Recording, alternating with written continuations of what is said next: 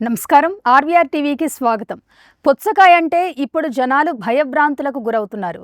ఎందుకంటే ముంబైలోని అంధేర్ ప్రాంతంలో పుచ్చకాయ తిన్న నలుగురు విగతజీవులయ్యారు. జరిగిన ఘటన యావత్ దేశాన్ని ఉలిక్కిపడేలా చేస్తోంది.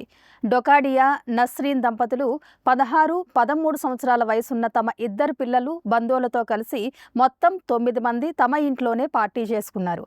అందరూ బిర్యానీ తిన్నారు. తర్వాత ఎవరి ఇళ్లకు వారు వెళ్లిపోయారు. ఇక అర్ధరాత్రి తర్వాత డొకాడియా కుటుంబం పడుకునే ముందు పుచ్చకాయ తిన్నారు. తెల్లవారేసరికి ఊహించని రీతిలో నలుగురు అస్వస్థతకు గురయ్యారు.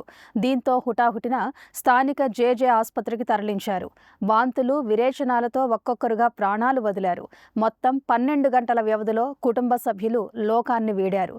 దీంతో వైద్య బృందాలు, పోలీసులు, నిజ నిర్ధారణ కమిటీలు రంగంలోకి దిగాయి.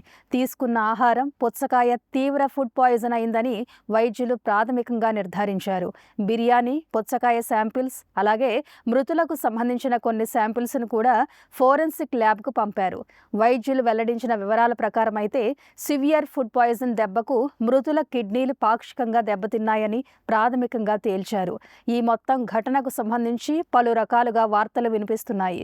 బిర్యానీ, పుచ్చకాయ కాంబినేషన్ డేంజర్ అని కొందరంటుంటే అసలు పుచ్చకాయల్ని కెమికల్స్తో పండిస్తున్నారని ఇంకొందరు అంటున్నారు. అయితే అసలు బిర్యానీ వల్ల ఏదైనా ప్రాబ్లం ఉందా అంటే వీరితో పాటు బిర్యానీ తిన్న వారెవరికీ సమస్య లేదు.